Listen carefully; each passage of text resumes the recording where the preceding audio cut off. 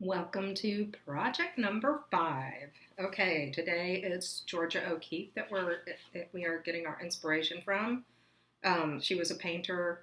She lived in New Mexico for most of her life, and she looked really up close at flowers. And she would paint the details and paint them big to where they looked like they were kind of falling off the edge of her canvas. Um, so what we're going to do today, I, I printed out some of her paintings for you guys to look at, and you can look at those and decide to do one like that, or you can look at a flower in your backyard, or you can find another flower picture, or you can just draw a flower how you know how to draw it. Okay, but the idea is to make it big and for it to cover the whole page. So you'll need your pencil, and I'm going to do an easy one and just basically kind of a daisy. So put your daisy, you can put the circle right in the middle, or you can start it off to one side. So there's my circle to start my flower. Now we want the petals to go all the way to the edge of the page. So that's the edge of my first petal. And then I'm going to do another one that goes all the way.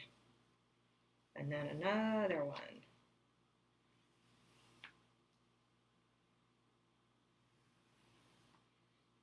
Now, if you don't like a line that you made, you can erase it.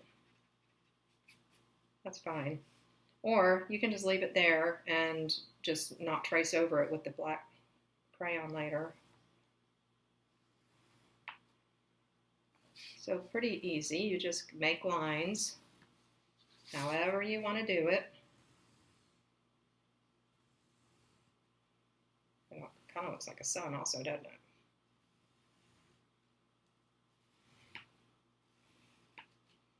Okay, so there's my flower. Now, I'm going to use my black. You don't have to do this tracing part if you don't want to. It'll just make it stand out a little bit more. So I'm going to trace. The thing about these is they do smudge. So if you smudge it, you can't really erase that part. So try not to. Or if you do, just smudge it a little more so it just looks like you meant to do it. And so we're tracing our lines. And it's okay if you don't trace them exactly, because the pencil lines were just to give us a guideline to know where our petals were.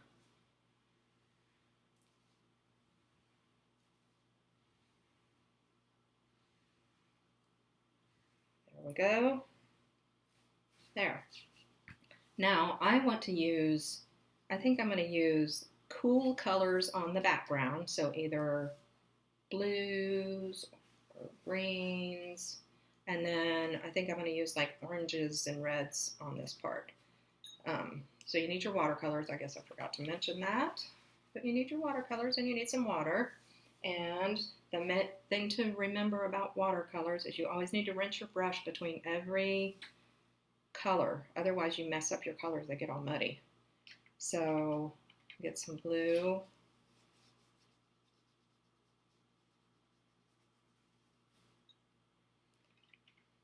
My watercolors are not the same ones you guys had in your kit. Actually, the ones in your kit are much better, nicer watercolors than these. And I may not have mentioned this, but there's two sides to the paper. You can use either side for your coloring. Okay, so the idea is I would fill in each of my spaces between the petals with blue. I'm not completing this because it's just not fun to watch somebody paint when you want to be doing the painting. So just to give you the idea, I would fill this whole white space in with blue. You don't have to use blue. You can use whatever colors you want. Okay, so pretend that that's all blue. Then I would use, so I think I'm going to use some orange for my petals. Ooh, that's bright. I like it. And you don't have to keep the same color in your entire petal. Like I could mix in a little yellow with it. You don't have to, your petals don't all have to be the same color even. That's how they are in real life, but you can do it however you want because you're the artist of this project. Just don't forget to rinse your brush in between applications.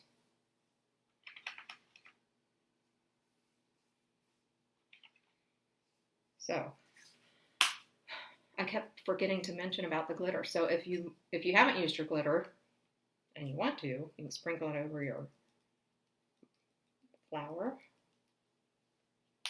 It'll make it all sparkly and shiny. The camera's not picking up the colors as well as they are, but anyway. Okay. So that's the last project for this art kit. I hope you guys had fun, and if you have any questions, shoot me a comment on the video. I'll try to check in, okay? Bye!